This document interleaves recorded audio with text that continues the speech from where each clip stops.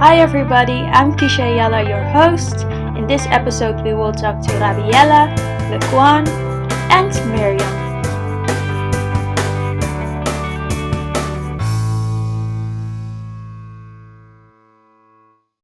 How to work on your relationship with your maker in your daily life. When and how do you guys work on your relationship with God in your daily life? So when and how do you work on your relationship with God in your daily life? So I like that you say your daily life, and I believe working on relationships is a daily something. Um, we can compare a relationship with God to a relationship with man, as it needs time, it needs investment, and we need to communicate with Him. So I'm a leader in the church, which means I'm very active in the daily activities of the church. So that's one of the ways I'll invest time in my relationship with God. Privately, it will be in my alone time, talk to Him, read some scriptures, get away from the busyness, and really spend time. It's really a decision that you need to make and be disciplined in it as well. Yeah. And for you? Yeah, actually for me the same. I think it's always that you have to spend time with God, and especially as a worshipper, you'll always see it as your lifestyle. And as a worshipper, you're always trying to connect with God and trying to seek God in a way. And I think that's actually a perfect example that worship is a lifestyle, because then you be connected to God in your daily life. Yeah. So that's for me. Okay. And how do you do that? What are examples of things you do? Examples of what I do. Yeah, well, most of the time it's just because you're a worshiper, you just sometimes just sing or just feel something that God speaks to you, and so sometimes you pray, or and especially for us with the Holy Spirit, sometimes you pray in tongues, or you just try to seek Him, or you feel such a connection with God that you just want to, like as Laquan said, that you just want to be connected to Him and try to seek Him in words and in prayer, and sometimes He speaks to you in your dreams, and that's just a beautiful thing. Yeah. Nice. And for you? Sounds really cool, by the way. Really nice. For me, it's mainly in the little things. So when there's like a lost moment, I try to pray, or if something's happening in my life, I mean, it has been a process, of course, because it wasn't always like this, but I really try to, get in touch with God whenever something big happens, or if I'm even struggling a little bit, or I'm feeling down. So God for me also really is a father and a very, very close friend, which I can like talk to about everything in life. So in that way, it's like your best friend. You want to text them when something happens, but then of course you can't text them.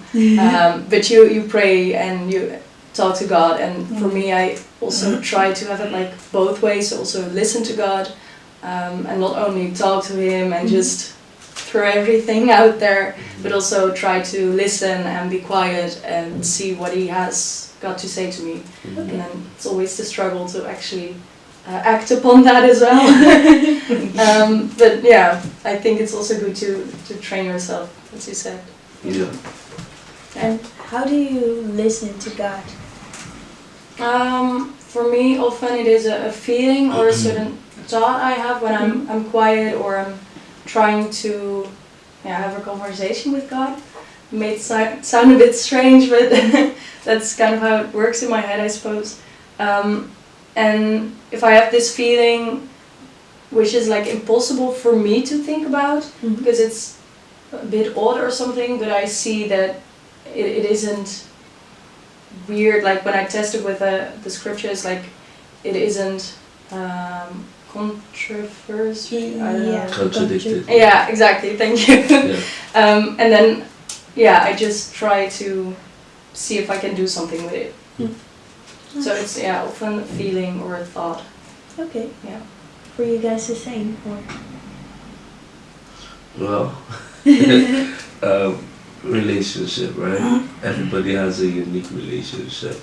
So the way I speak to my wife will not be the way I speak to you, and the way she speaks to me wouldn't be the way she speaks to anybody else.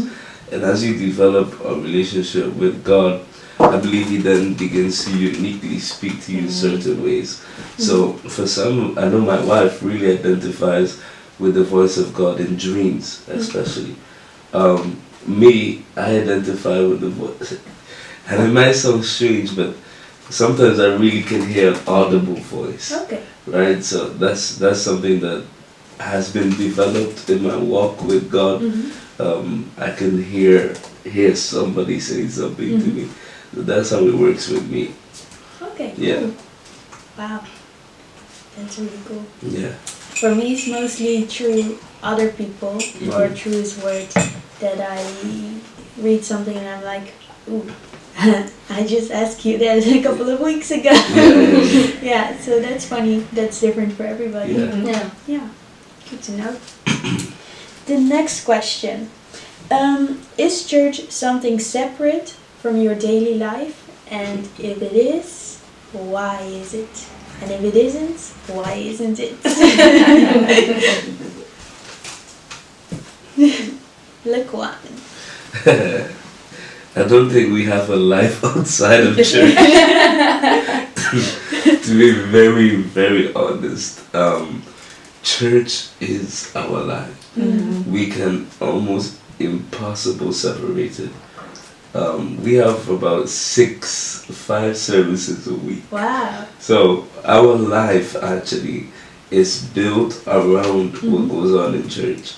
So when we plan a vacation, we have to first see what's going on in church before we can eat. So that's really, no, it's not separable, it's not inseparable. It's really become a part of our lives. Mainly because we both have functions in the church and we have responsibilities that we have to attend to. So, yeah, no. And has it ever been different? Different. Yes. Yes. Before we had functions and responsibilities. Okay. God knows sometimes you want to go back to those days. Yes. Yeah, but before we had functions and responsibility, I mean, you go to church whenever you can. You still had a relationship with God, but it wasn't more that you have to go because you have to do something. But yeah, it was different at a different time. And for Miriam? Yeah, it's less of an extreme to everyone's surprise. Yeah. Yeah, I have. Yeah, it's a bit different for me. I try more to implement God in my daily life and not so much the church I'm going to.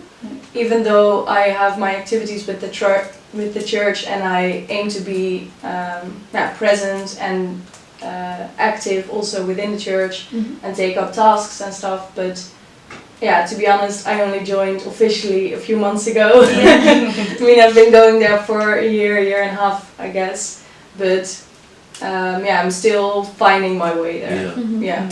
Okay, cool. And so you do some tasks in church. What are those tasks? For now, I joined with the group that aims to evangelize. Yeah, evangelize. Yes. In the neighborhood, and now it's more of a shift to what is your personal task to take on in the situation you are in, and then you can encourage each other. So that's pretty cool, and we come together, I think every 2 weeks it is. And now we're also starting to do some small things together with the group outside of those meetings. Yeah. And well, for now I'm also still with ICHTIS, so the Christian Student Association of here. So that's where I'm singing right now. But yeah, once I finish my studies, I want to join the band in the church. Oh, cool. So make that shift. Yes. Really nice. And for you? The tasks that I have in church? Yes. Okay. Where to begin?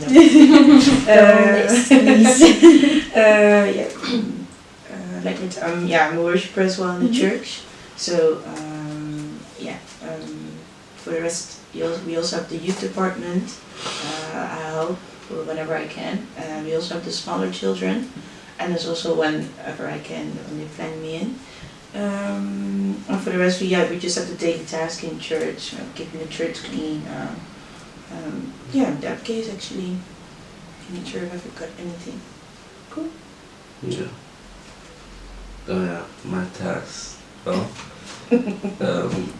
I help out in the worship team. First, I used to be very active in the worship team, but then a shift came. So now I help out whenever I can in the worship team. I'm supervising the media department in our church, supervising the youth department in our church, and I help out with the small children as well sometimes. That's what, yeah. And for the rest, I'm a minister in the church, which means I have to do Bible studies, Sunday services, Monday services. But that's mainly the task. That's very busy. Yeah. See now. But it's not heavy. It can be. It Okay. can be. If you don't find the right balance, and if you can't carry weight, it can be very heavy.